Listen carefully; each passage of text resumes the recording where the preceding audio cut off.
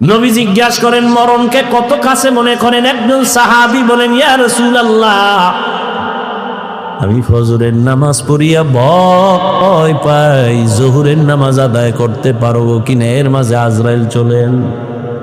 আর একজন সাহাবী বললেন, ইয়া রাসূলুল্লাহ, আমি জোহরের নামাজ আদায় করিয়া ভয়ে থাকি আসরের নামাজ আদায় করতে পারবো কিনা, এর মাঝে না জানি আজরাইল এসে আমার রূহটা নিয়ে যায়। আর একজন সাহাবী বলেন, ইয়া রাসূলুল্লাহ, আমি আসরের নামাজ আদায় করিয়া অপেক্ষা আর ভয় মাগরিবের নামাজ আদায় করতে পারি কিনা, এর মাঝে আজরাইল চলে আসবে, এই ভয়ে থাকি। রহমতের নবী বললেন, আপনারা তো মরণকে অনেক দূরে মনে করেছেন, মরণ তো এত দূরে না, আরো কাছে। ইয়া রাসূলুল্লাহ, কেমন? কয়, আমি মনে করি নামাজ শেষ ডান দিকে যখন আমি সালামটা ফিরাই, আমি ভয় অস্থির থাকি, বাম দিকে সালাম ফিরানোর আগে আজরাইল এসে হাজির হয়ে যাবে। মরণ থেকে যতই পালাও, মরণ তোমায় নিবে ঘিরি, যদিও সুদূর আকাশ পানে লুকাও, সেথায় লাগিয়ে সিঁড়ি। নদী পথে নৌকা চালাও ও মাঝি ভাই, বেলা ডোবার আগে আমিও পার উঠতে চাই। ডুবে গেলে বেলারে আর উঠে না, ভেঙ্গে গেলে মেলারে আর জমে না। এরে আল্লাহর বান্দারা, ও আমার কলিজার যুবক, আমি তোমাদের হুজুর বানাবার জন্য আসি নাই। আমি একবারও কিন্তু বলি নাই এবং বলবো না যে আমি পাঁচকল্লি পড়েছি, তুমিও বড়। আমি কওমি মাদ্রাসার সন্তান, তুমিও কওমিতে যাও, বলি নাই, বলবো না, ভয় পাইও না। আমি দাওয়াত ও তাবলীগের লাইনের সন্তান, আমি পীরের মুরিদ, একবারও বলি নাই, বলবো না। তুমি তাবলীগে যাও, তুমি পীরের কাছে যাও, কি বলবো একটু খেয়াল করে শুনো রে বাবা। তুমি স্কুলে পড়ো, কলেজে পড়ো, চাকরি করো, ব্যবসা করো, ধন্যবাদ, ধন্যবাদ, ধন্যবাদ। শুধু ধন্যবাদই না, আমি বলবো এই যুবকেরা, স্কুল ছাড়িস না, কলেজ ছাড়িস না, লেখাপড়া করে ডাক্তার হও, ইঞ্জিনিয়ার হও, প্রফেসর হও, ব্যবসায়ী হও, চাকরিজীবী হও, তবে ছোট একটা দাবি আমার, বেয়াদব হইও না রে বাবা। বলতে পারো হাফিজ ভাই বেয়াদব হব না, তার ব্যাখ্যা কি? 3 জায়গায় বেয়াদবি করবা না, মরার আগে জীবন নষ্ট হয়ে যাবে। 1, মা বাবার সাথে কখনো বেয়াদবি করবা না, জীবন নষ্ট। 2, শিক্ষকের সাথে বেয়াদবি করবা না। 3, আলেমের সাথে বেয়াদবি করবা না। মা বাবারে যদি কষ্ট দাও, বরদোয়া লেগে যায়, কপাল শেষ। শিক্ষকের সাথে যদি খারাপ আচরণ করো, বরদোয়া লেগে যায়, জীবন শেষ। আলেমের যদি কষ্ট দেও, বরদোয়া লেগে যায়, তোমার জীবন ধ্বংস হয়ে যাবে মরার আগেই। তুমি ডাক্তার হও, বেয়াদব হইও না। মা বাবার দোয়া নিয়া, শিক্ষকের দোয়া নিয়া, উলামায়ে কেরামের পরামর্শ নিয়া তুমি জেনারেল লাইনে থাকিয়া লেখাপড়া করো, চাকরি করো, বাধা নাই। ও যুবক, তোমার মতো যুবক স্কুল কলেজে পড়ে, 5 বেলার নামাজ পড়ে, তুমি সাক্ষী দাও আসেনি? তুমি কেন পারো না? বিবেক দিয়া বলো, তোমার বিবেক কোথায়? তোমার কপালে কার বরদোয়া লাগছে, কার অভিশাপ লাগছে, বলো, তুমি কেন পারবা না? তোমার মতো জেনারেল লাইনের মানুষটা র্যাব, আর্মি, পুলিশ, বিডিআরের চাকরি করে, ডাক্তার, প্রফেসর, ইঞ্জিনিয়ার, ব্যবসায়ী, চাকরিজীবী, 5 বেলার নামাজ পড়ে, তুমি কেন পারো না?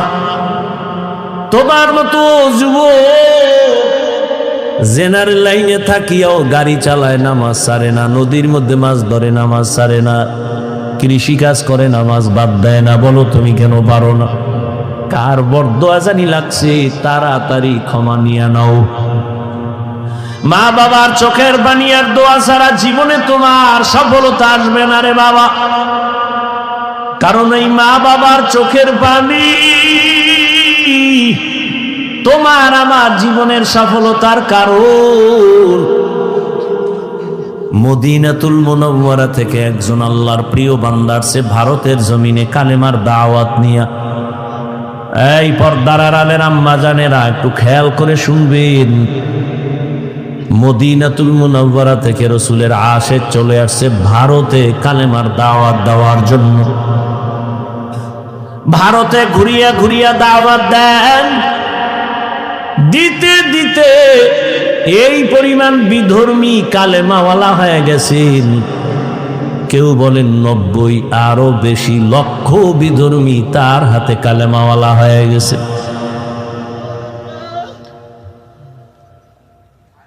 আনন্দিত অন্তর ভরা, সবাই তার নাম জানেন।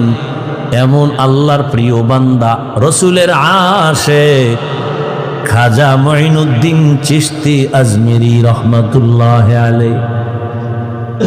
খাজা মঈনুদ্দিনের মন বড় খুশি। আম্মা জানের সামনে বসলেন। মা বলে, এই মঈনুদ্দিন, তোর অন্তরে এত আনন্দ কেন? মঈনুদ্দিন চিশতি আজমিরি বলেন, আম্মা জান, আপনার দোয়া আজ আমি ভারতবর্ষে কালেমার খেদমত করেছি, লক্ষ লক্ষ বিধর্মী মুসলমান হয়েছে। মা ডেকে বলেন, মঈনুদ্দিন, এগুলো তোমার বাহাদুরি না, আমি মায়ের অবদান। কার অবদান? এরে যুবক,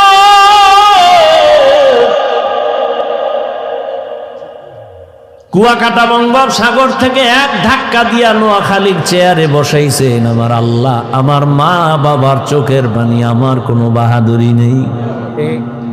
যেই আল্লাহ চেয়ারে বসান, ওই আল্লাহ যদি বেজার হয় চেয়ার থেকে ফালাইয়াও দিতে পারে।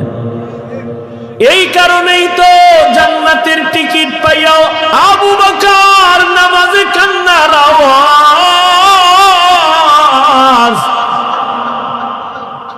রহমতের নবী সাহাবায়ে কেরামদের সাথে বললেন, ও সাহাবারা, মরণ এত দূরে না, মরণ আরো কাছে। মঈনুদ্দিনের মা বলে, এই খাজা মঈনুদ্দিন, এই অবদান আমি মায়ের। মঈনুদ্দিন চিশতি বলেন, মা বলো তোমার কি অবদান? ও পর্দার আড়ালের আম্মা জানেরা, নিজের সম্মান যদি নিজে ধরে রাখতে না পারেন, কেউ দুনিয়ায় দিতে পারবে না। আপনাদের তো আল্লাহ সম্মানিত করেছেন, আপনারা নবীদের মা, সাহাবায়ে কেরামদের মা, আপনারা তো আয়েশা রাদিয়াল্লাহু আনহার মতোই নারী। এ দুনিয়ায় যত ভালো ভালো সন্তান আসছে, মা আপনাদের অবদানের কারণে। মঈনুদ্দিনের মা চোখের পানি ছেড়ে কাঁদেন আর বলেন, ও মঈনুদ্দিন, আমার গর্ভে যখন তুই আসছো, আল্লাহর কসম আমি ও দিন থেকে এক রাতও ঘুমাই নাই। আমি রাতের গভীরে সিজদায় পড়ে কান্না করতাম আর দোয়া করতাম, হে মালিক,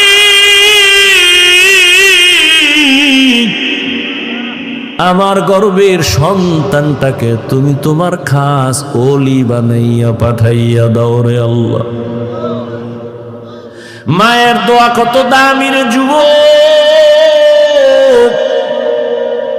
মা দোয়া করলে আর সে আজিমের দরজা দিয়া চলে যায়।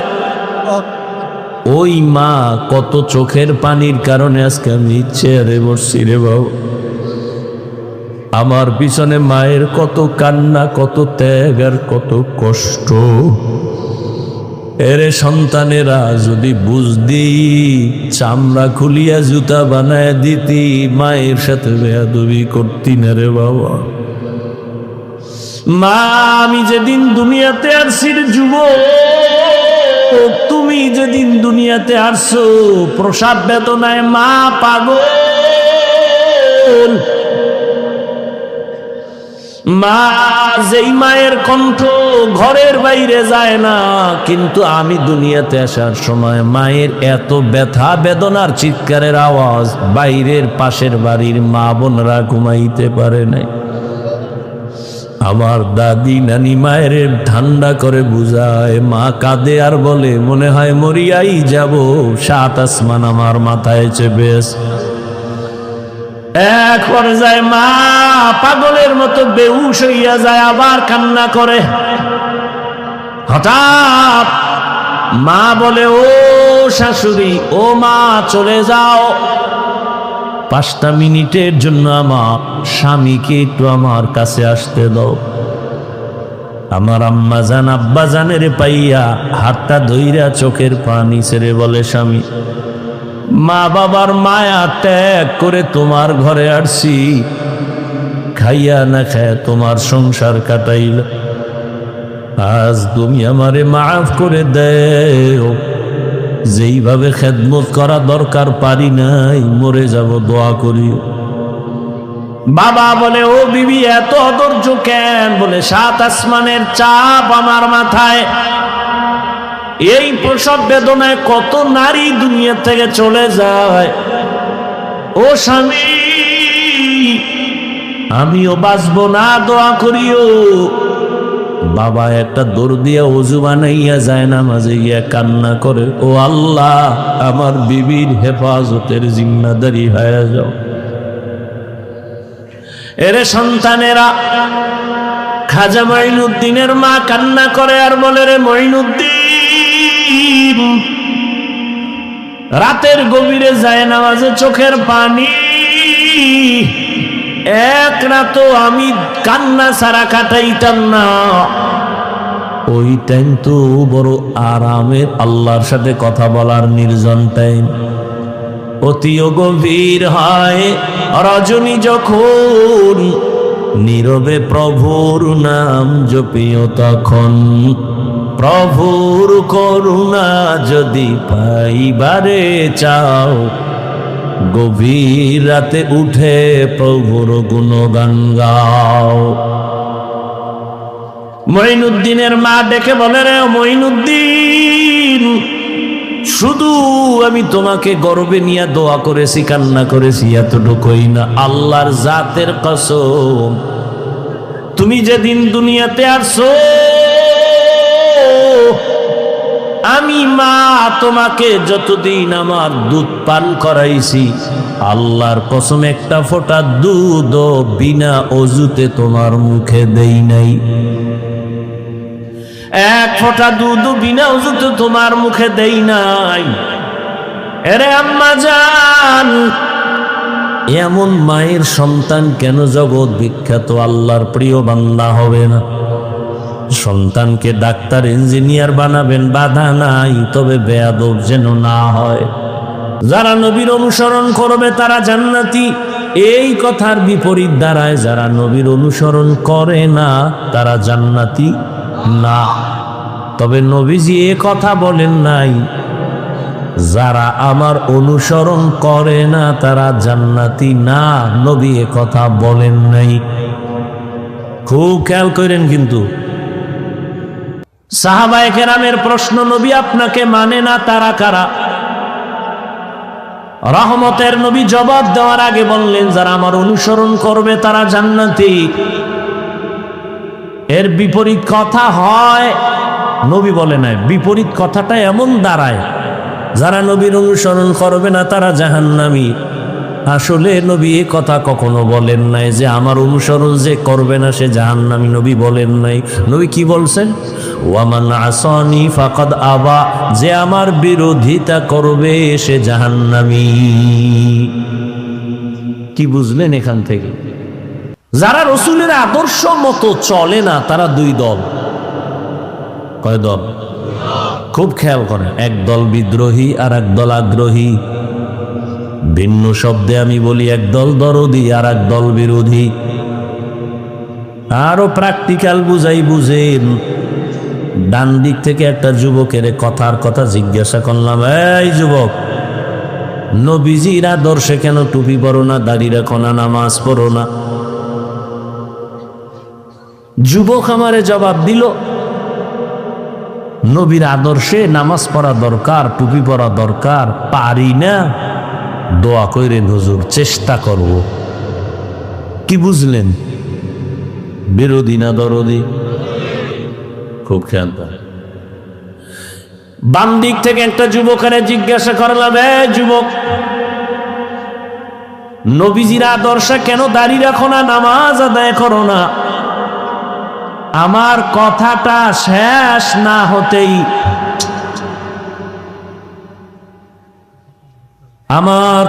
শেষ না হতেই যুবক জবাব দিল, দাড়ি না রাখলে অসুবিধা কি? নামাজ না পড়লে অসুবিধা কি? আপনারাই জবাব দেন, এই যুবকের কথার দ্বারা কি প্রমাণ হলো সে আগ্রহী নাকি বিদ্রোহী? এখানে অপারেটর নাই, কি বুঝলেন? বিদ্রোহী না আগ্রহী? ভালো করে মনে রাখবেন, বিদ্রোহী রসুলের আদর্শের ক্ষেত্রে বিদ্রোহীর আর এক নাম বেঈমান। এখনো বুঝেন নেই, বুঝার চিন্তাই নেই। দুজনেই কিন্তু নামাজ পড়ে না, একজন আগ্রহী আর একজন বিদ্রোহী। আগ্রহী মুমিন, বিদ্রোহী বেঈমান। যে দাড়ি রাখে না তাকে গালি দেওয়া যাবে না, আগে বুঝতে হবে সে আগ্রহী না বিদ্রোহী। যদি তার কথায় প্রমাণ হয় আমি আগ্রহী তো মুমিন, যদি তার কথায় প্রমাণ হয় সে বিদ্রোহী তো বেঈমান। আরো সুন্দর খোলাভাবে বলি, একজনে নামাজ পড়ে না আর একজন নামাজ পছন্দ করে না। যে নামাজ পড়ে না তাকে গালি দেওয়া যাবে না, যে নামাজ পছন্দ করে না তাকে ছাড় দেওয়া যাবে না, সুযোগ পেলে জুতার বাড়ি। ব্যবধান আছে না নেই? একজনে দাড়ি রাখে না তাকে গালি দেয়া যাবে না, আর একজনে নবীর আদর্শের দাড়ি পছন্দ করে না তাকে ছাড় দেওয়া যাবে না। একজনে কোরআনের আইনে রাজনীতি করে না তাকে গালি দেওয়া যাবে না, আর একজনে আল্লাহর কোরআনের বর্ণিত রাজনীতি পছন্দ করে না তাকে ছাড় দেওয়া যাবে না। কতটা ব্যবধান! একজন মুমিন আর একজন বেঈমান, দুজনেরই দাড়ি নেই, দুজনই নামাজ পড়ে না, একজন মুমিন আর একজন বেঈমান। কত কঠিন কথা! তো যাও सुन्नते अहमद को जापा मोहम्मद के बुअद निस्बतुरा मन अहब्बा सुन्नती कौले रसूल मजदाए का नमई हम कुन कबूल। অতএব যে দাড়ি রাখে না তাকে গালি দেওয়া যাবে না, আগে বুঝতে হবে আগ্রহী না বিদ্রোহী। একজনে নামাজ পড়ে না, গালি দেওয়া যাবে না, বুঝতে হবে আগ্রহী না বিদ্রোহী। আগ্রহী হলে তাকে গালি দেওয়া যাবে না, সে মুমিন। বিদ্রোহী যদি হয় সে বেঈমান। এখান থেকে শিখার কিছু আছে? কি আছে? একটা লোক নামাজ পড়ে না, রে গালি। একটা লোক দাড়ি রাখে না, তারে গালি। খবরদার, যে দাড়ি রাখে না তাকে গালি দেয়া যাবে না, যে দাড়ি পছন্দ করে না তাকে ছাড় দেয়া যাবে না। আসেন এবার আয়াতের মধ্যে ঢুকি। ওয়ামা আরসালনাকা ইল্লা রাহমাতাল লিল আলামিন।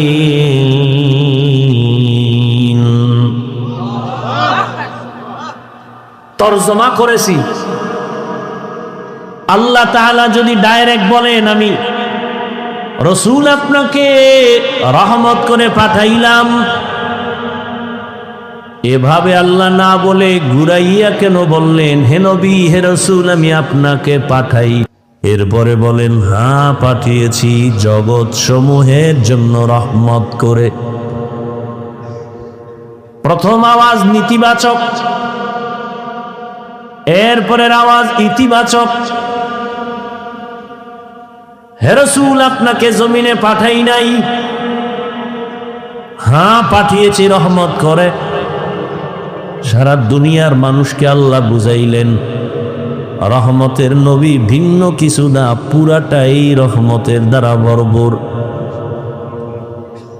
অনেকে এখানে তর্জমা করে উভয় জগতের জন্য নবী রহমত।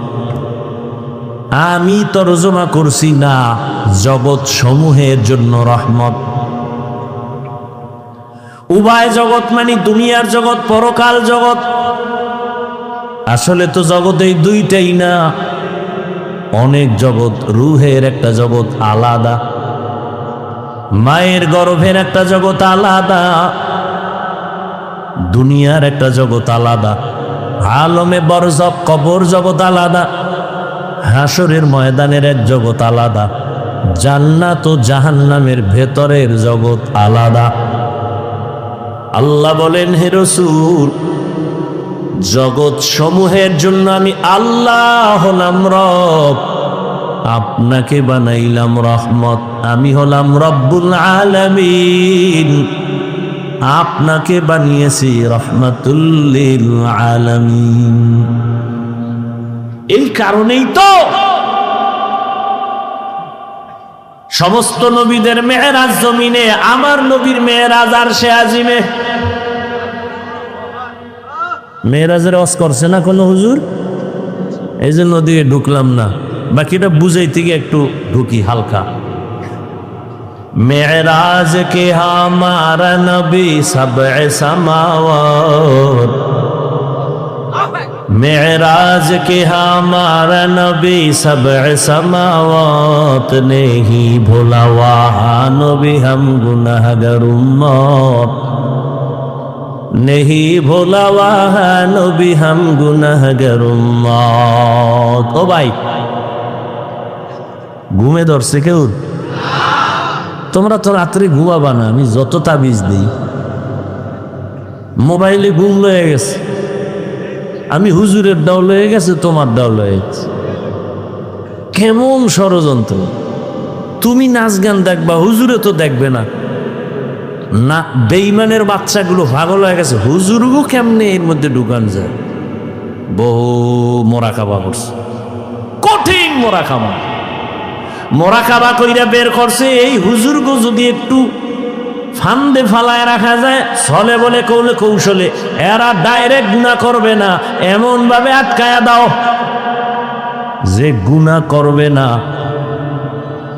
এর মধ্যে দিয়ে এমন ভাবে আটকায় দাও যে গুনার ভেতরে চলতে থাকবে, টেরও পাবে না।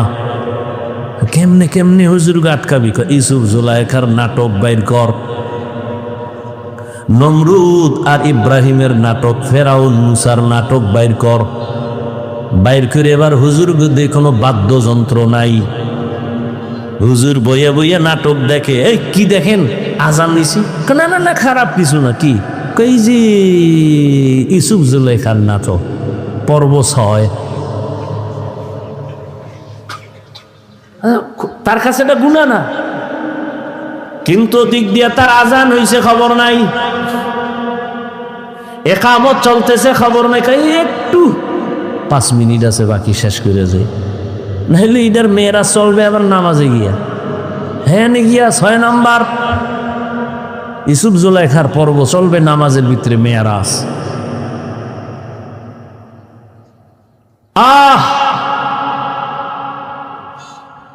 সমস্ত নবীদের মেয়েরাজ জমিনে, রহমতের নবীর মেয়েরাজ হলো আরশে আজিমে। সমস্ত নবী রাসূলদের মেরাজ হলো ইমতিহান,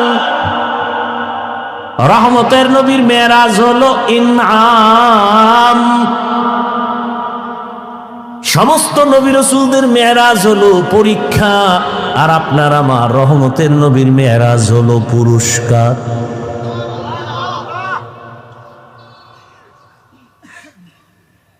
সমস্ত নবীদের মেরাজ পরীক্ষা, আমার নবীর মেরাজ হলো পুরস্কার। সমস্ত নবীদের মেরাজ কেন জমিনে, আমার নবীর মেরাজ কেন আরশে আজিমে? সব নবী রাসূলদের নবুয়তের সীমানা জমিনে, রহমতের নবীর নবুয়তের সীমানা শুধু জমিন না, আরশে আজিম। ওয়ার্ডের মিম্বর সাহেবের সীমানা একটা ওয়ার্ড নিয়া মিম্বর খালি চক্কর লাগায়, ওয়ার্ডের কি হালাত। অন্য ওয়ার্ডে গেলে আর এক মিম্বর কয় তুমি আমার দিয়ে চোখ দাও কেন, তোমার খবর লও। চেয়ারম্যান সাহেব আর একটু বাইরে ঘুরে, কেউ তোমার এত পেরেশানি কেন, কয় তুমি এক ওয়ার্ড নিয়ে আসো, আমি পুরো ইউনিয়নের জিম্মেদারি নিয়ে আসি, আমি সব ঘুরে ঘুরে মানুষের খোঁজ নেই। আবার মন্ত্রী সাহেবের পুরা এরিয়া হলো দেশ নিয়া, উনি দেশের নিয়া ভাবে, খবর নেয়। সরকার প্রধানের এই চিন্তা, মেম্বারের চিন্তা আমার ওয়ার্ডের কি হালাত, চেয়ারম্যানের চিন্তা আমার ইউনিয়নের কি হালাত, এমপির চিন্তা আমার থানার আসনের কি হালাত, সরকারের চিন্তা হলো গোটা দেশের কি হালাত। মুসা নবীর নবুয়তের এরিয়া এতটুকু, সে এতটুকু নিয়ে ভাবেন। ঈসা নবীর নবুয়তের এরিয়া যতটুকু, ওই অতটুকু এরিয়া নিয়ে ভাবেন। আল্লাহর নবীরে নবুয়তের এরিয়া দিছেন সব জমিন,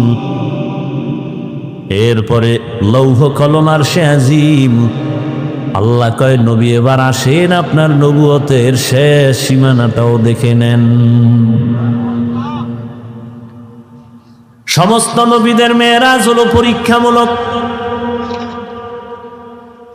ইউনুস নবীর আমার আল্লাহ মাছের পেটে ঢুকাইয়া পরীক্ষা নিলেন। মেরাজ, মেরাজ মানে উরুজ থেকে মেরাজ, উরুজ মানে সম্মানের লাইনে উপরে যাওয়া।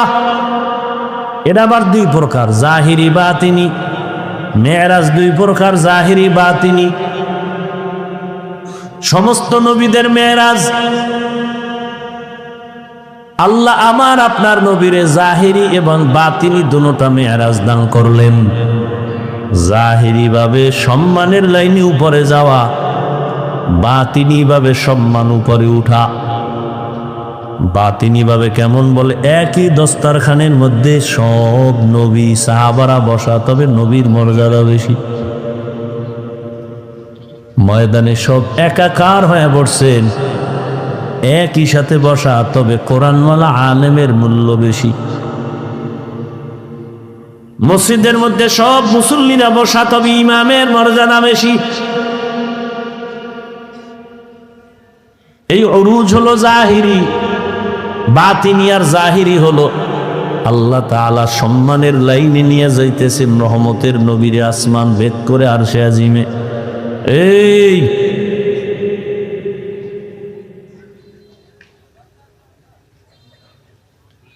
তোমার আল্লাহ কেন যে দুনিয়ায় পাঠাইলো, আর কেন আসছো, কে তোমার ধাক্কা দিয়ে এনে আনলো? কো আসছো আসছো, আমার কিছু বাইরে বাইরে দাঁড়ায় রয়েছে, ও তোকে দাঁড়ায় শুনতা, ফট করে এক সিভা দিয়ে বাইরে হয়ে যেত, বিড়ি টেনে আবার হইতা। তুমি ভিতরে ঢুকে এইগুলি কেন করো?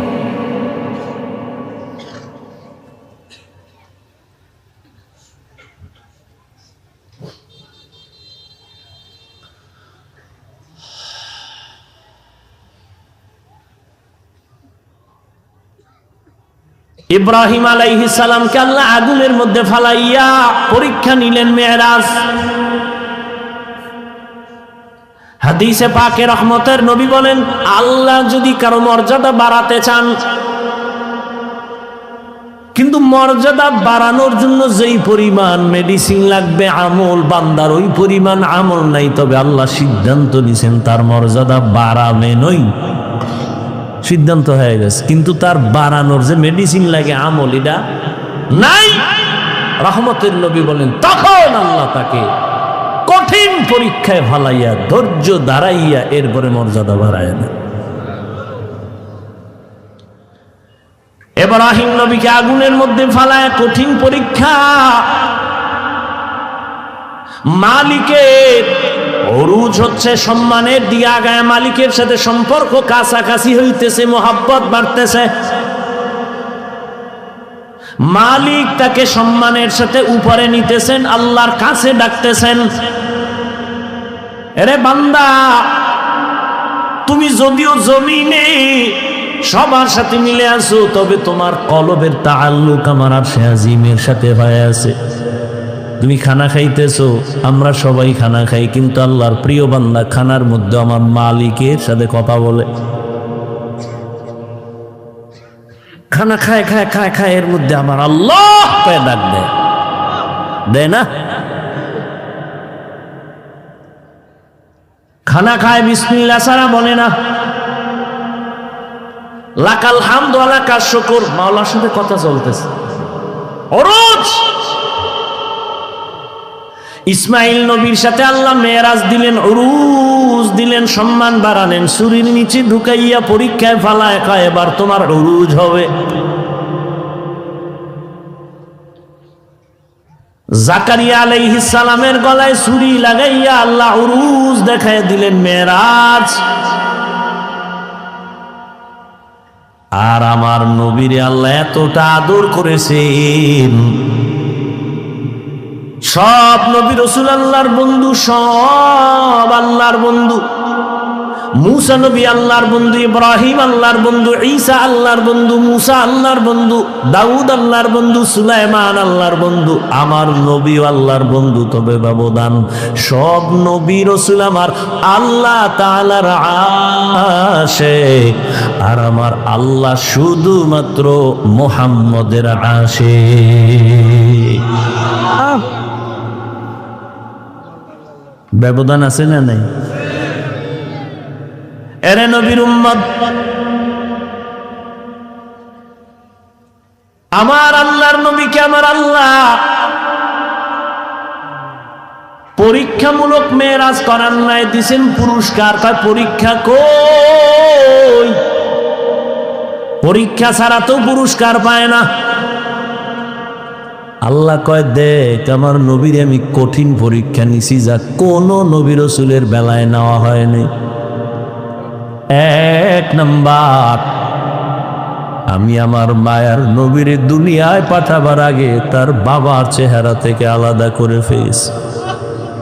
কেমন মায়ার নবী আমার, দুনিয়া এসে জীবনে একবার আব্বা বলে ডাক দিতে পারলেন না, বাবার চেহারাটাও দেখতে পারলেন না।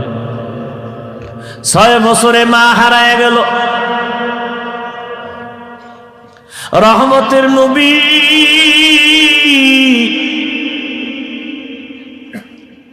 ছয় বছরে অবস্থা মা আমেনার মরণ এসে গেল। বিদায় বেলা মা কান্না করে,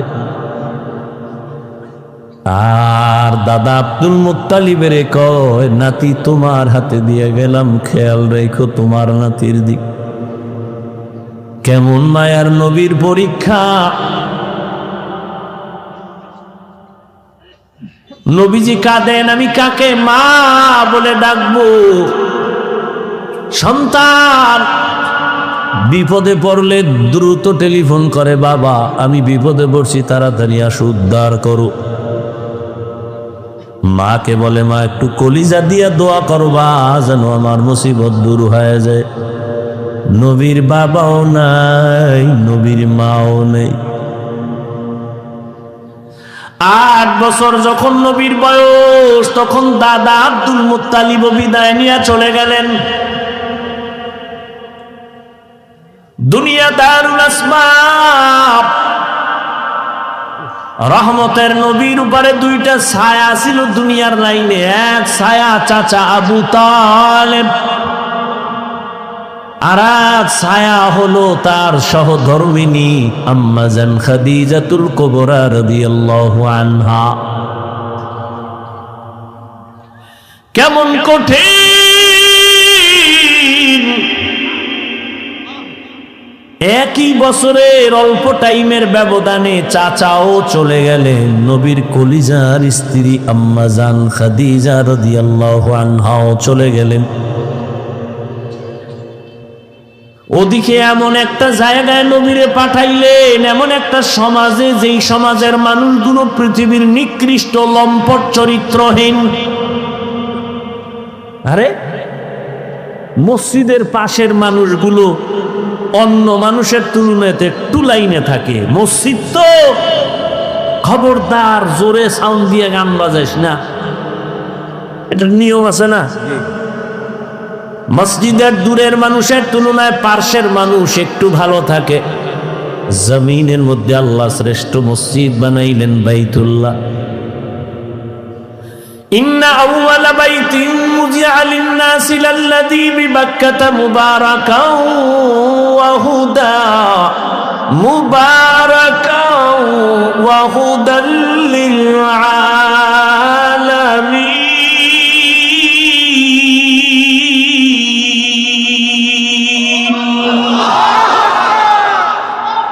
পৃথিবীর শ্রেষ্ঠ ঘর বাইতুল্লাহ। কেমন ঘর? এই সব ঘর মসজিদ কার ঘর? নোয়াখালীর কেন্দ্রীয় মসজিদ কার ঘর? বাইতুল মুকাররম মসজিদ কার ঘর? সব মসজিদ আমার আল্লাহর ঘর, তবে বাইতুল্লাহর মর্যাদা অনেক বেশি।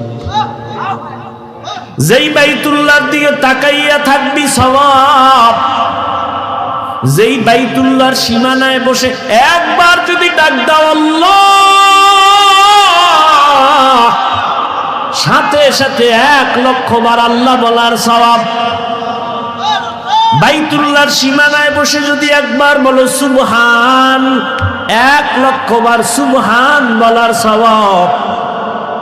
বাইতুল্লাহর এরিয়ায় যদি একটা সিজদা দাও, 1,00,000 সিজদার সওয়াব আল্লাহ দান করবেন। এমন একটা দামি ঘরের পার্শ্বের মানুষগুলো এত বড় চরিত্রহীন হলো কেন? দুনিয়ার অন্য কোথাও এত খারাপ মানুষ নাই, বাইতুল্লাহর এরিয়ার মানুষ, পাশের মানুষগুলো এই পরিমাণ লম্পট চরিত্রহীন কেন? এর একমাত্র কারণ, অনেকগুলো কারণের বড় একটা কারণ, এদের কোনো মুরব্বী ছিল না। ঈসা নবী চলে গেছেন, 500 বছরের প্লাস, এর মধ্যে কোনো নবী নেই। মানুষগুলো মুরব্বী না থাকলে বেপরোয়া চলে, গরুর গলায় রশিয়ার মালিক না থাকলে গরুর আর কোনো টেনশন নেই, স্বাধীন। জমিনের মধ্যে স্বাধীন স্বাধীন করে যারা চলে, এদের জিন্দেগি ভালো না। আকাশে স্বাধীনভাবে পাখি উড়ে, কোনো দাম নাই। খাঁচার মধ্যে যেটা আটকায় গেছে তার মূল্য বেড়ে গেছে। সমুদ্রের ভেতরে 1000 কোটি ধরনের মাছ স্বাধীনভাবে দৌড়ায়, যেখান থেকে সেখানে দৌড়ায়, দাম নাই। জালের মধ্যে আটকায় গেছে, বাজারে উঠছে, দাম বেড়ে গেছে। রাস্তায় কুকুর ঘুরে, কোনো কুকুরের দাম নাই। মালিকের শিকল যেই কুকুরের গলায় লাগানো, কুকুরের দাম বেড়ে গেছে। জঙ্গলের হাজারো প্রাণীর কোনো মূল্য নাই, স্বাধীন। কিন্তু যেই প্রাণীটা মালিকের খাঁচায় আটকায় গেছে, চিড়িয়াখানার মধ্যে গেলে, তার ওখানে গেলে টাকা লাগে, দাম বেড়ে গেছে। ঠিক ও বৃহত্তর নোয়াখালীর মুসলমানেরা, স্বাধীনভাবে তুমি চলবা, কোনো মূল্য নাই। কালেমার রশি গলায় লাগায় রসুলের তরিকায় আলেমরে মাইনা চলবা, তোমার দাম এতটাই বাড়বে, নূরের সৃষ্টি ফেরেশতার থেকেও বেশি। ভাইরা আমার, বাইতুল্লাহর মানুষ খারাপ কেন? কি নাই? কোনো মুরব্বী নাই, কোনো আল্লাহর নবীও আসেন নাই। যখনই মুরব্বী হইয়া রহমতের নবী আসলেন, রহমতের নবী যখন আইসা উম্মতের সুন্দর আদর্শের দাওয়াত দিলেন, মানুষগুলো সেই চরিত্রহীন মানুষ এতটা দামি হয়ে গেল। আল্লাহ বলেন, জিবরাইল লিস্টি নিয়ে রহমতের নবীরে দেও, এই লিস্টিতে যাদের নাম আছে সবাই বিনা হিসাবে জান্নাতি।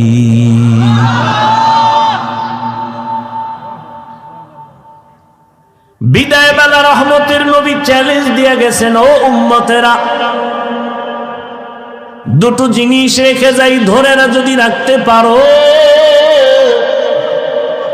তোমাদের সম্মানও যাবে না, ঈমানও যাবে না। قال رسول الله صلى الله عليه وآله وسلم এই ওই জায়গায় একটা লোক, ও মনে হয় যায় নাই, ভয়ে, যাও বাবা, ওই যে উঠছিল গেছে না, আবার ওখানে বেজার লাগাই সব নষ্ট করো না, তোমার সমস্যা থাকলে যাও। এটাই তো দুনিয়ার পরীক্ষা। সিনেমা হলের দরজাও খোলা, মসজিদের দরজাও খোলা, ওদিকে জাহান্নামের মার্কেট বাজারও চলতেছে, এটা জান্নাতের মার্কেটও চলতেছে, পরীক্ষা চলতেছে, কই ঢুকবি? হ্যাঁ, ওখানে দোকানপাট চলে, ওখানে খেলনা, ওখানে বেলুন, ওখানে নারী, ওখানে পুরুষ, ওখানে যুবক যুবতী, অবাধে কবিরা গুনাহ চলতেছে দোকানপাটে, চলে না? এখানে জান্নাতের বয়ান চলতেছে, ওখানে জাহান্নামের বাজার মিলেইছে ওয়াজ উপলক্ষে। ওয়াজ উপলক্ষে জাহান্নামের বাজার না, ওটাও জান্নাতের বাজার। যদি তাই হয় তাই ওয়াজ উপলক্ষে দরকার কি বাজারের? দুই একটা খানা দানার দোকান থাকতে পারে, দূরের মানুষ আসবে, ক্ষুধা লাগবে, খাবে। খেলনার দোকান কেন? বেলুনের দোকান কেন? সেখানে আবার এমন দোকান কেন? বেপর্দা নারী ঢুকবে, পুরুষ ঢুকবে, এই কবিরা গুনার দায়ভার কে নেবে? বলে গেলাম এখানে না, সারা দেশের হালাত বড় খারাপ। ওই যে শুরুতেই বলেছিলাম, বলবে হুজুর বাদ দাও, আকাম বাদ দেওয়া যাবে না। ওয়াজে আসছে, বেলুন কিনছে, বেলুন, প্লাস্টিকের মাছ, মোনাজাতের পরে কান্দে লইয়া ঝুলায় ঝুলায় বাড়ি যাবে। ম্যাডাম কইবে ওয়াজেরতে কি পাইছো? বলে বেলুন মোনাজাতে কবুল হয়ে গেছে, নিয়েছি। হাসো, হাসো কেন? তারও কিন্তু কারণ আছে।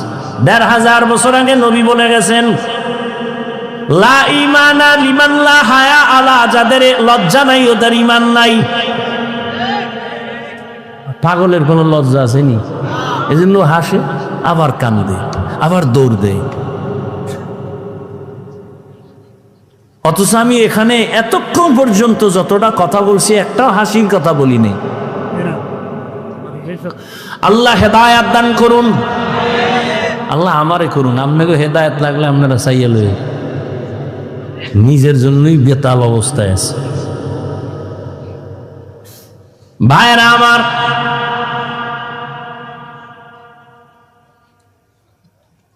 বড় কঠিন হালাত। ও পর্দার আড়ালের আম্মা জানেরা, আসেনি? আছে? নোয়াখালীর মহিলারা অজনে কি শুনবে? হেরা যে আয়ার ডাইনে মানুষ কতটি ক্যাসেট লইয়া,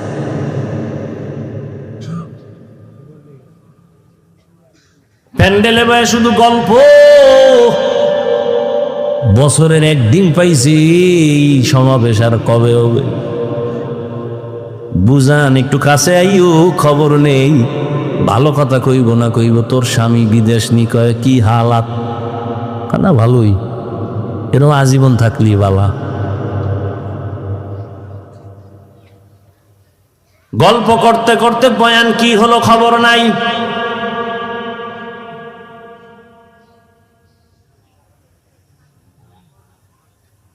বয়ানের প্রয়োজনীয়তাই মনে করে না, গল্প করে করে আসছে, আবার বাসায় যাবে। অথচ আম্মাজানদের বয়ান বেশি শোনা দরকার। বাবার তুলনায় মায়ের অবদান সন্তানের উপরে অনেক বেশি।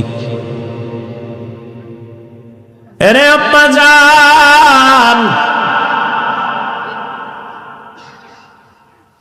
এ জমিনের মধ্যে আপনারাই হলেন বড় দামি। জমিনে যত নবী আল্লাহ পাঠাইছেন সব মায়ের সন্তান। আরে আম্মা জান, আপনারা সাহাবায়ে কেরামদের মায়ের মতোই দামি মা। আলেম হাফেজে কোরআনদের মায়ের মতো দামি। আরে আম্মা জানেরা, এ দুনিয়ায় যত ভালো সন্তান আছে সব আপনাদের কারণে। সময় যদি থাকে আমি শেষের দিকে দুই একটা ঘটনা শোনায় যাব। দুই একটা কেচ্ছা কাহিনী না বললে আমার নাম থাকে। এই নোয়াখালীরা হাফিজুর রহমান কেচ্ছা কাহিনীর ওয়াজ করে, তো দুই একটা শুনেই তুইব না? বহ, সময় পাইলে শুনাম।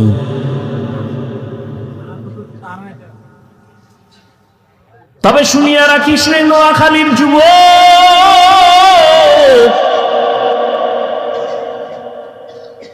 ওই কেচ্ছা কাহিনী বলিয়া যদি দুইটা মানুষ চোখের পানি চাইরা নামাজি হয়ে যায়, এর থেকে সফলতার কিছুই নাই। তুই বিরোধিতা করো না যেন জাহান্নাম খরিদ করো। আর একটা কথা বলে যাই, পারলে মনে রাখিস, জাহেল কোরআন হাদিস সম্পর্কে কি বুঝবি? তোর কলবটা নষ্ট হয়ে গেছে। নিজের গুনার দিকে তাকাও না, অন্যের ভালো সহ্য করতে পারো না, চোখ নষ্ট, কলিজা নষ্ট, অন্তর নষ্ট। জমিনের মধ্যে যত বড় কিচ্ছা কাহিনীর কিতাব আছে, শ্রেষ্ঠ কিচ্ছা কাহিনীর কিতাবের নাম কোরআন।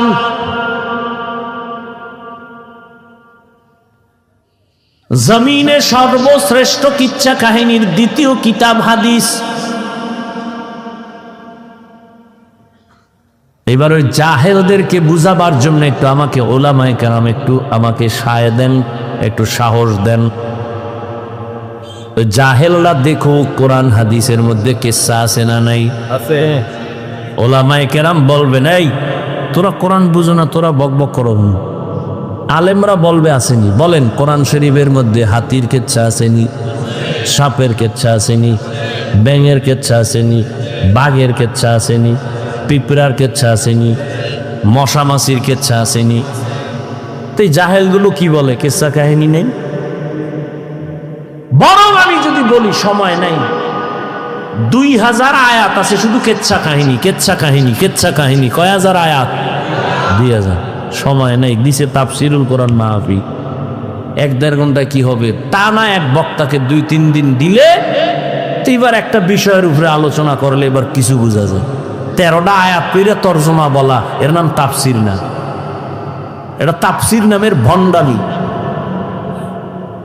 আমি না নোয়াখালী আইলে বলি, সাইজ করি নোয়াখালী লাগে এই কথা কইয়া যে বাংলাদেশের আলেমগো তাফসির শিখাইয়া গেছে।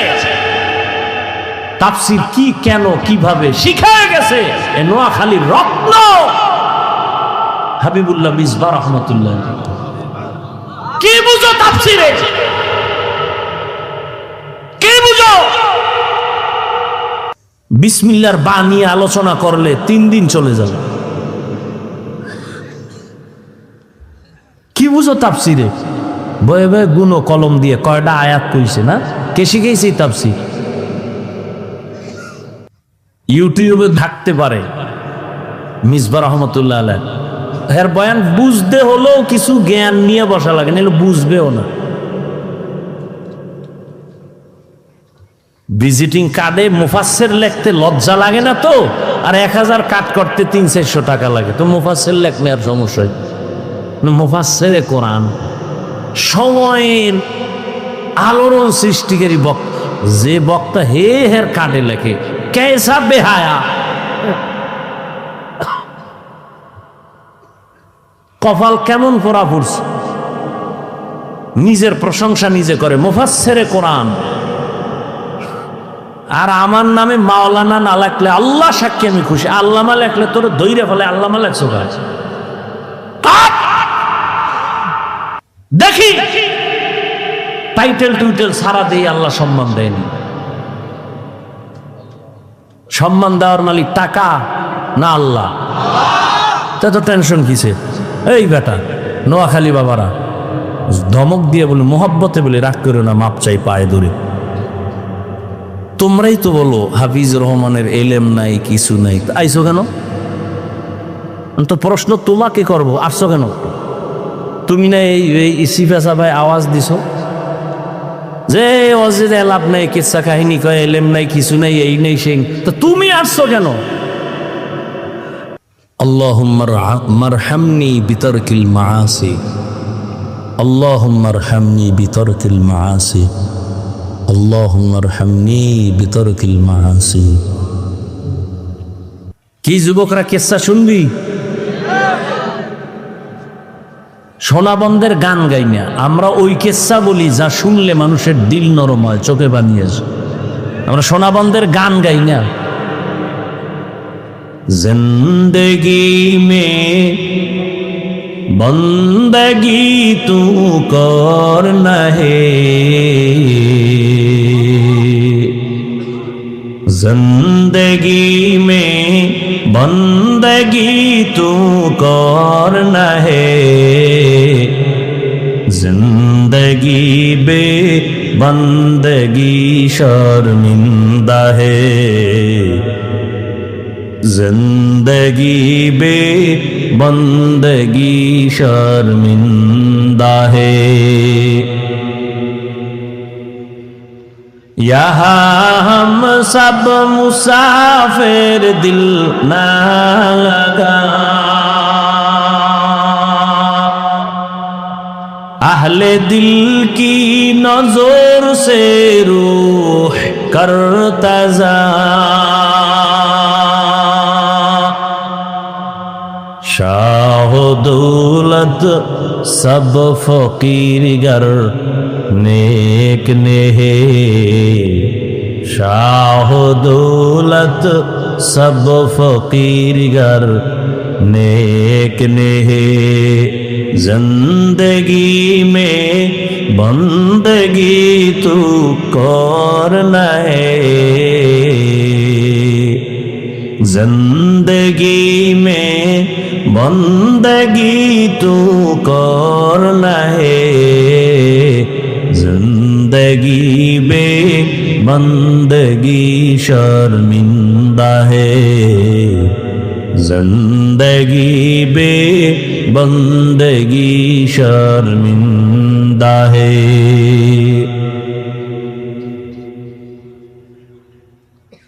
আল্লাহ তাআলা রহমতের নবীকে দুনিয়ায় পাঠাইলেন রহমত করে। নবী যখন বাইতুল্লাহ চলে আসলেন, মক্কার আমূল পরিবর্তন হওয়া শুরু হয়ে গেল। কেমন মায়ার নবী আমার, যে নবী তার হায়াতে কোনোদিন একটা মিথ্যা কথা বলেন নাই।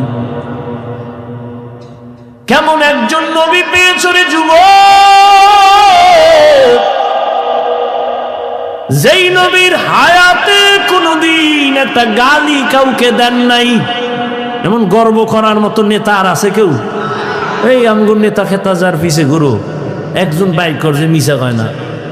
মোবাইলটা কানে লাগায় ঘরের মধ্যে থাইকা জিগায়, ওই সাহেব কই? ঘরে বয়াকা আমি জমি নেই নাই। কেমন একজন মায়ার নবী, রহমতের নবী আমার, ১৫০০ বছর আগে বলে গেছেন, দুই জিনিস রেখে গেলাম ধরে রাখ, জীবনে ঈমান যাবে না, সম্মান যাবে না। এক হলো নবীর আদর্শ, দ্বিতীয় কোরআন। এই দুই জিনিস ১৫০০ বছর পরে এখনো যাদের কাছে আছে, এদের মতো সম্মানে এখনো জমিনে কেউ নেই। চেয়ারম্যানের চেয়ারের মেয়াদ শেষ, এমপির মেয়াদ শেষ, মন্ত্রীর মেয়াদ শেষ, এসপির মেয়াদ শেষ, ডিসির মেয়াদ শেষ। কোরআনওয়ালা নবীর আদর্শওয়ালারা যে চেয়ারে বসছেন, এই চেয়ারের তো কোনো মেয়াদই নেই। শেষ কিসের? ভালো করে মনে রাখিও, টাকা দিয়া সম্মান কিনলে প্রথম ফুলের মালা, ফাইনালে জুতার মালা। আর আমার আল্লাহ যাকে সম্মান দান করবেন, ওই বান্দা দুনিয়ায়ও বাদশাহ, পরকালেও বাদশাহ।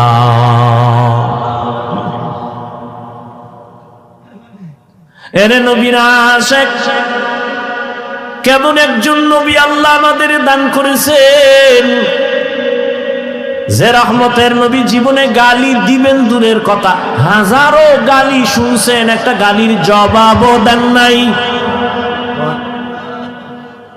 আরো আশ্চর্য কথা, কেমন মায়ার নবী আমার, জীবনে কোনো দিন মায়ার নবী চোখ মোবারক দুইটা গরম করে কারো দিকে তাকান নাই, চোখ গরম করে তাকান নাই। কেমন মায়ার নবী, রহমতের নবী। সাহাবায়ে কেরামদের সামনে বললেন, তোমরা মরণের কত কাছে মনে করো, আপনাদের ধৈর্য যাইতেছে শেষ হইয়া। শুরুতে না বলছি বয়ান কি এটা এলেম আমলের বাহাদুরিতে করা যায়?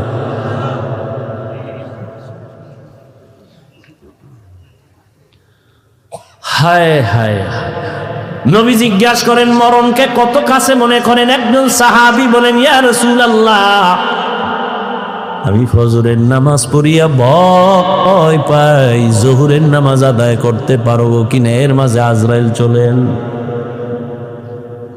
আর একজন সাহাবী বললেন, ইয়া রাসূলুল্লাহ, আমি জোহরের নামাজ আদায় করিয়া ভয়ে থাকি,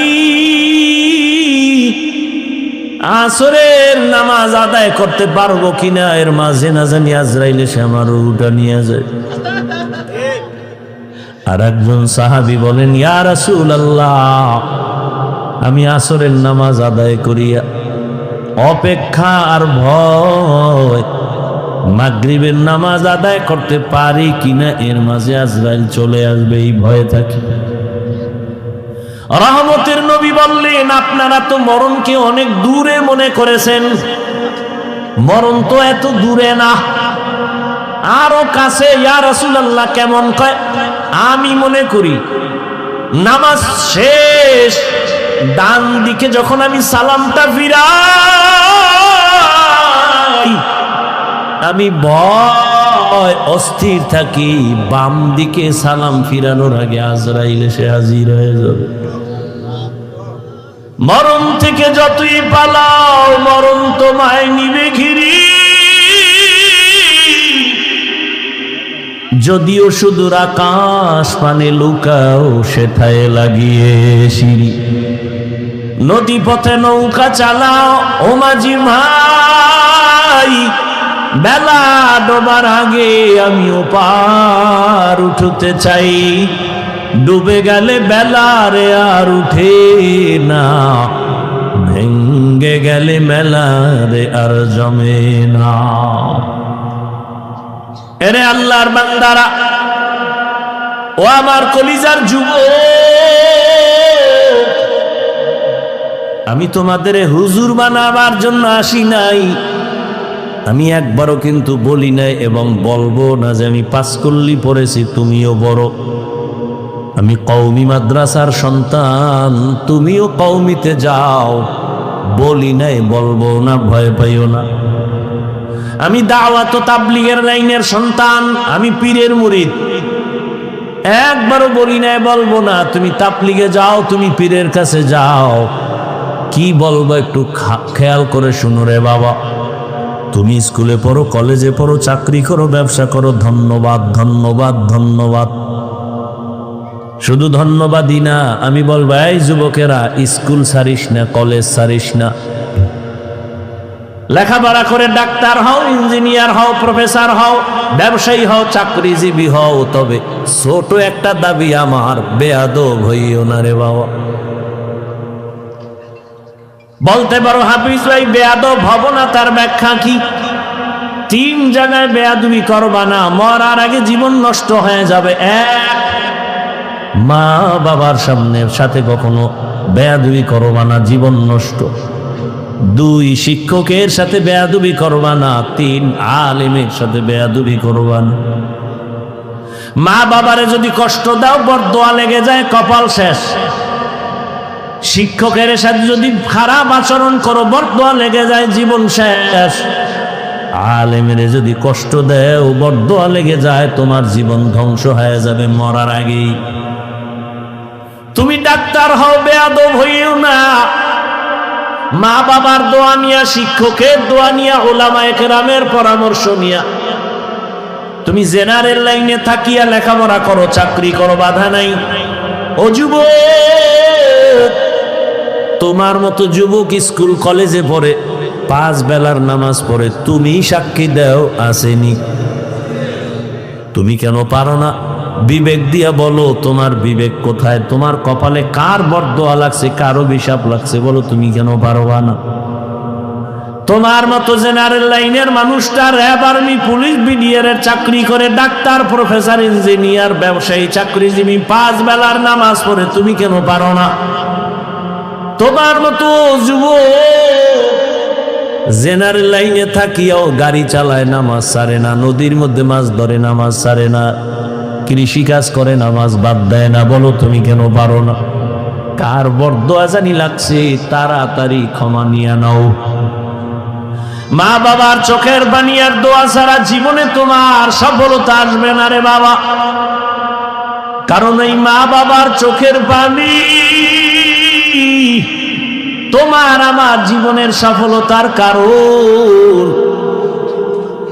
মদিনাতুল মুনাওয়ারা থেকে একজন আল্লাহর প্রিয় বান্দা আসছে ভারতের জমিনে কালেমার দাওয়াত নিয়া। এই পর্দার আড়ালের আম্মা জানেরা একটু খেয়াল করে শুনবেন, মদিনাতুল মুনাওয়ারা থেকে রসুলের আশিক চলে আসছে ভারতে কালেমার দাওয়াত দেওয়ার জন্য। ভারতে ঘুরিয়া ঘুরিয়া দাওয়াত দেন, দিতে দিতে এই পরিমাণ বিধর্মী কালেমাওয়ালা হয়ে গেছেন। কেউ বলেন 90, আরো বেশি লক্ষ বিধর্মী তার হাতে কালেমাওয়ালা হয়ে গেছে।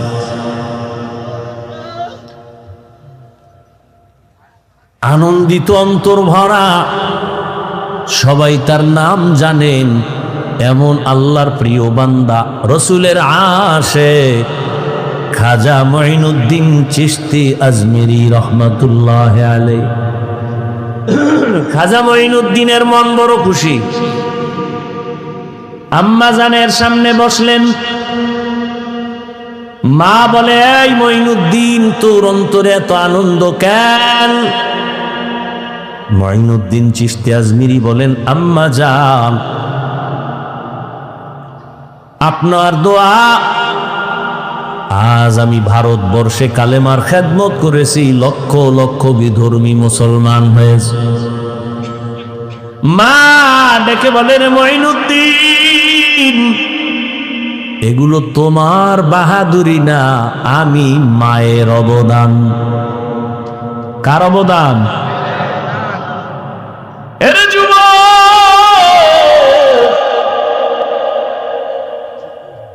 কুয়াকাটা বঙ্গোপসাগর থেকে এক ধাক্কা দিয়া নোয়াখালীর চেয়ারে বসাইছেন আমার আল্লাহ। আমার মা বাবার চোখের পানি, আমার কোনো বাহাদুরি নেই।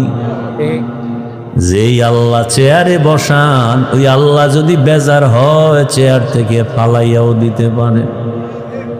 এই কারণেই তো জান্নাতের টিকিট পাইয়াও আবু বকর নামাজে কান্নার আওয়াজ। রহমতের নবী সাহাবায়ে কেরামদের সাথে বললেন, ও সাহাবারা, মরণ এত দূরে না, মরণ আরো কাছে। মঈনুদ্দিনের মা বলে, এই খাজা মঈনুদ্দিন, এই অবদান আমি মায়ের। মঈনুদ্দিন চিশতি বলেন, মা বলো তোমার কি অবদান? ও পর্দার আড়ালের আম্মা জানেরা, নিজের সম্মান যদি নিজে ধরে রাখতে না পারেন, কেউ দুনিয়ায় দিতে পারবে না। আপনাদের তো আল্লাহ সম্মানিত করেছেন, আপনারা নবীদের মা, সাহাবায়ে কেরামদের মা, আপনারা তো আয়েশা রাদিয়াল্লাহু আনহার মতোই নারী। এ দুনিয়ায় যত ভালো ভালো সন্তান আছে, মা আপনাদের অবদানের কারণে। মঈনুদ্দিনের মা চোখের পানি ছেড়ে কাঁদেন আর বলেন, ও মঈনুদ্দিন, আমার গর্ভে যখন তুই আসছো, আল্লাহর কসম আমি ওদিন থেকে এক রাতও ঘুমাই নাই। আমি রাতের গভীরে সিজদায় পড়ে কান্না করতাম আর দোয়া করতাম, হে মালিক,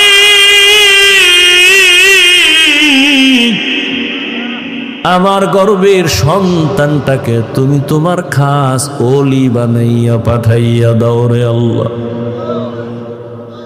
মায়ের দোয়া কত দামি রে যুবক। মা দোয়া করলে আর সে আজিমের দরজা দিয়া চলে যায়। ওই মা কত চোখের পানির কারণে আজকে আমি চেয়ারে বসছি রে বাবা। আমার পিছনে মায়ের কত কান্না, কত ত্যাগ আর কত কষ্ট। এরে সন্তানেরা যদি বুঝদি, চামড়া খুলিয়া জুতা বানায় দিতি, মায়ের সাথে বেয়াদবি করতি না রে বাবা। মা আমি যেদিন দুনিয়াতে আসছি যুবক, তুমি যেদিন দুনিয়াতে আসছো প্রসাব বেদনায় মা পাগল। মা যেই মায়ের কণ্ঠ ঘরের বাইরে যায় না, কিন্তু আমি দুনিয়াতে আসার সময় মায়ের এত ব্যথা বেদনার চিৎকারের আওয়াজ বাইরের পাশের বাড়ির মা বোনরা ঘুমাইতে পারে নাই। আমার দাদি নানি মায়ের ঠান্ডা করে বুঝায়, মা কাঁদে আর বলে মনে হয় মরিয়াই যাব, 7 আসমান আমার মাথায় চেপে আছে। এক পর্যায়ে মা পাগলের মতো বেহুশ হইয়া যায়, আবার কান্না করে। হঠাৎ মা বলে, ও শাশুড়ি, ও মা চলে যাও, 5টা মিনিটের জন্য আমার স্বামীকে একটু আমার কাছে আসতে দাও। আমার আম্মা জান আব্বা জানের পাইয়া হাতটা ধইরা চোখের পানি ছেড়ে বলে, স্বামী, মা বাবার মায়া ত্যাগ করে তোমার ঘরে আসছি, খাইয়া না খায় তোমার সংসার কাটাইল, আজ তুমি আমারে মাফ করে দেও। যেইভাবে খেদমত করা দরকার পারি নাই, মরে যাব, দোয়া করি। বাবা বলে, ও বিবি এত অধৈর্য কেন? বলে, 7 আসমানের চাপ আমার মাথায়। এই প্রসব বেদনায় কত নারী দুনিয়া থেকে চলে যায়। ও স্বামী, আমিও বাঁচবো না, দোয়া করিও। বাবা একটা দৌড় দিয়া ওযু বানাইয়া যায় না, মাঝে গিয়া কান্না করে, ও আল্লাহ, আমার বিবির হেফাজতের জিম্মাদারি হয়ে যাও। এরে সন্তানেরা, খাজা মঈনুদ্দিনের মা কান্না করে আর বলে, রে মঈনুদ্দিন, রাতের গভীরে যায় নামাজে চোখের পানি, এক রাতও আমি কান্না ছাড়া কাটাইতাম না। ওই টাইম তো বড় আরামের আল্লাহর সাথে কথা বলার নির্জন টাইম। অতিও গভীর হয় রজনী যখন, নীরবে প্রভুর নাম জপিও তখন। প্রভুর করুণা যদি পাইবারে চাও, গভীর রাতে উঠে প্রভুর গুণগান গাও। মঈনুদ্দিনের মা ডেকে বলে, রে মঈনুদ্দিন, শুধু আমি তোমাকে গর্বে নিয়ে দোয়া করেছি, কান্না করেছি, এতটুকুই না, আল্লাহর জাতের কসম, তুমি যেদিন দুনিয়াতে আসছো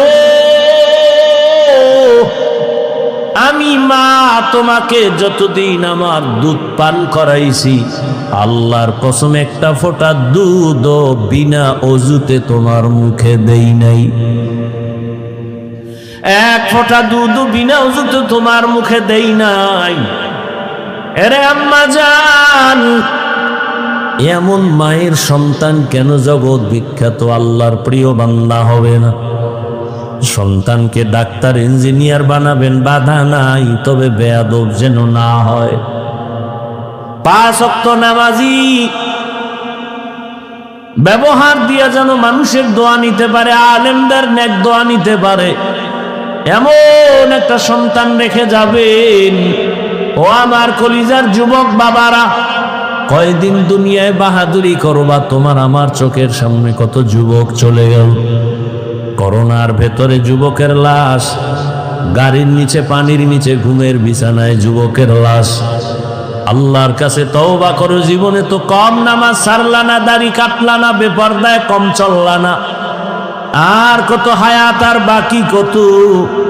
এখনো তওবা করে নাও, জীবনে আর নামাজ ছাড়বা না, দাড়ি কাটবা না, বেপরদায় চলবা না।